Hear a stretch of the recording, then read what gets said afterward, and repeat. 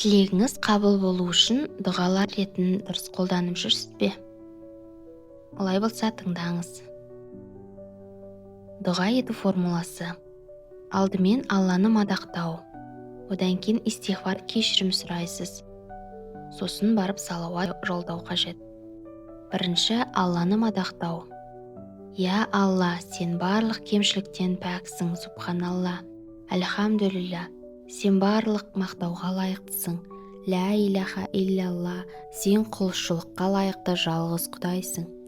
Аллаху акбар, Аллахым, сен ұлықсың, ұлылардың ұлысы.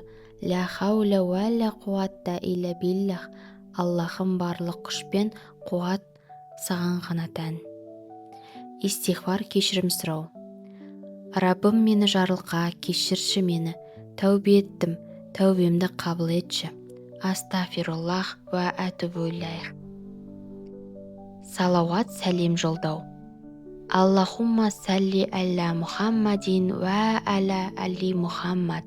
Я Раббым, сенің пайғамбарың Мұхаммед саллаллаху алейхи уәссәламға сәлем жолдаймын.